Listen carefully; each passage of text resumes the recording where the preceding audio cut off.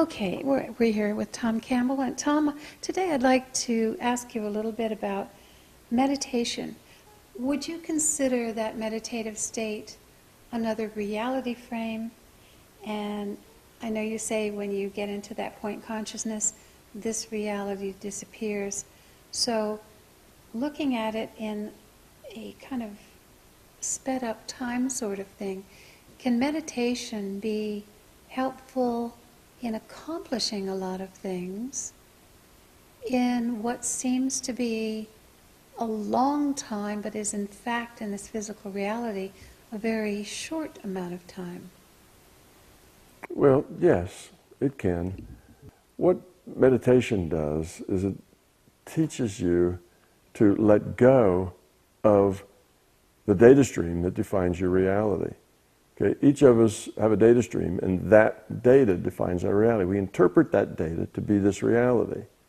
In World of Warcraft, we get a data stream from the computer, and it lights up pixels on our screen, and we look at those pixels, and we interpret that pixel data as the reality of World of Warcraft, with all the things in it that are there, with the motion, with the buildings, the trees, the rocks, the rivers, all of that we interpret from data describing brightness, color, on a lot of pixels. So we get data and we describe it, or we interpret it as this reality. Okay, so what you do when you meditate is you let go of that data stream. You stop receiving the data stream that defines this physical reality as the reality you're in. When you've let go of this reality entirely, you're no longer in it. So when you let go of that data stream entirely, you're no longer in this reality, because it's the data stream that defines the reality. So that's the first thing. It's just a data stream. Meditation, you let it go. That's point consciousness. You get to a point of consciousness where you are just that point of consciousness floating in the void. You see nothing, hear nothing, feel nothing. You're just a point of consciousness floating in the void. That's point consciousness. And at that point, you're no longer receiving, interpreting the data stream for this physical reality, this virtual, quote unquote, physical reality. Okay, so now when you're in that state, there are a lot of things you can do. And there's a lot of variables you have to work with. Because now you're in a different reality. You can attach to a different data stream. So when you attach to a different data stream, that's not this physical reality data stream, that puts you in a different reality. Within that different reality, there's lots of things that you might do.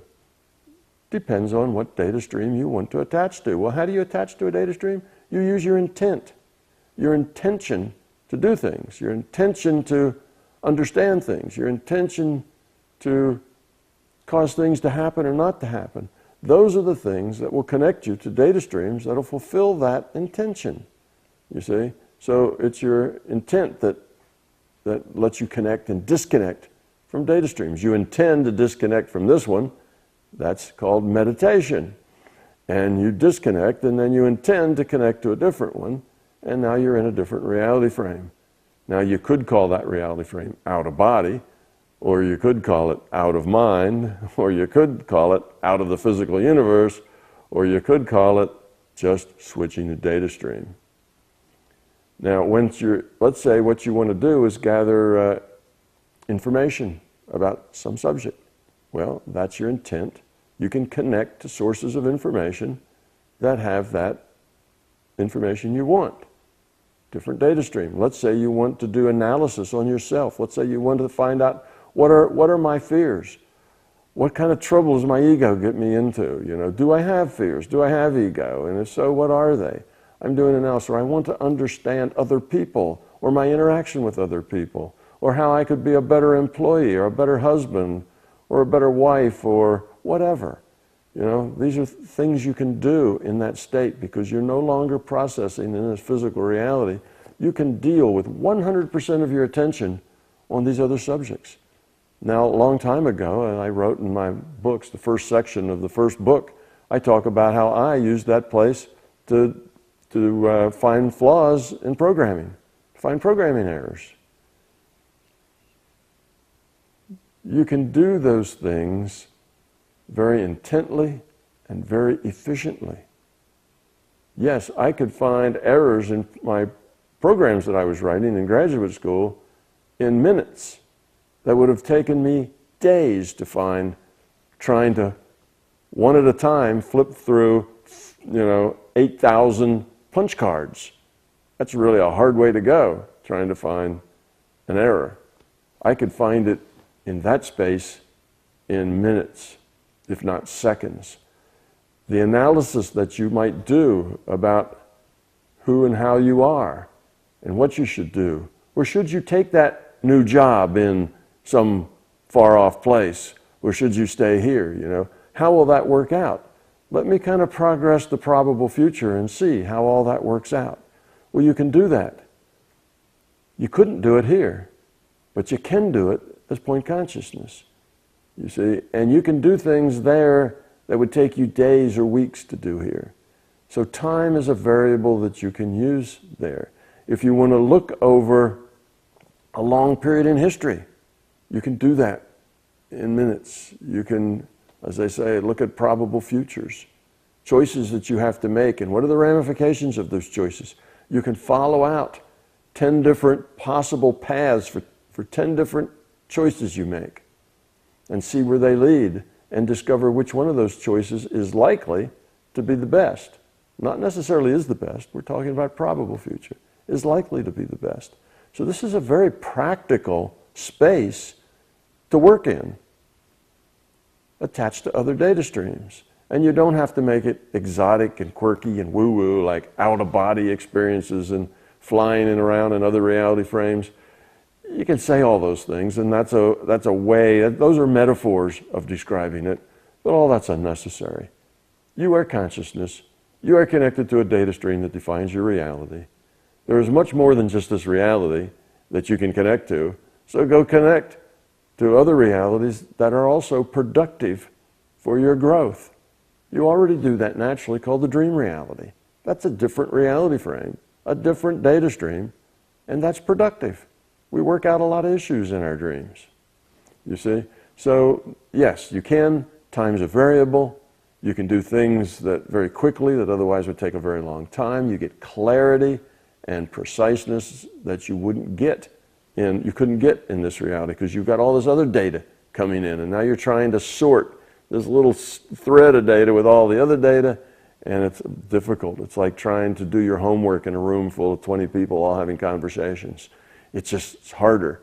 If you get to that other reality frame where you're only focused on this one issue, and it's very clear, and if you can precisely ask your questions and present what you want to do and how you want to do it, you can find that you can do things in minutes that would take you days and weeks and maybe couldn't do it all any other place.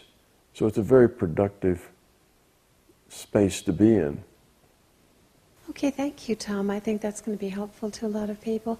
I think my question was also, are there different, you always talk about time and time is fundamental.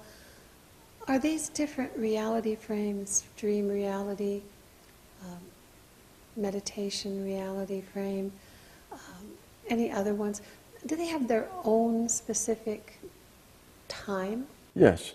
Every virtual reality has its own clock. Okay? Your dream reality doesn't work on the same clock of your waking reality, right? They're totally different. In your dream reality, you may go through a sequence that in time takes years. In your dream, you may progress from a child and grow up to an adult, all in the same dream. You see, time is different.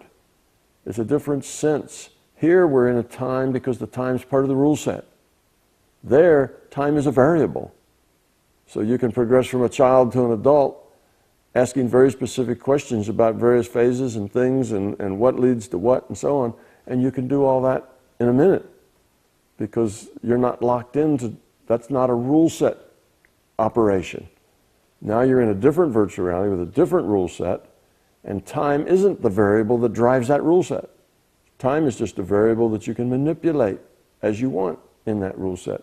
So yes, you can do that. Now you can go to other reality frames and you can spend 1 hour of your time in a different reality frame doing things over 2 days. But it's only spending 1 hour of your time here, but you spend 2 days in some other reality frame, which seems like 2 days to you. Because again, in that reality frame, you're not necessarily pegged to the clock that's running here. You're pegged to a series of events and clock that's running there. And time passed there doesn't have to equal time passed here. They're all different. Now time is fundamental in the sense that the fastest clock belongs to the larger consciousness system. All the other clocks are subsets of those. They have to run at slower frequencies. Thank you, Tom. That's very interesting, and I think that will be helpful and interesting to people. Thank you.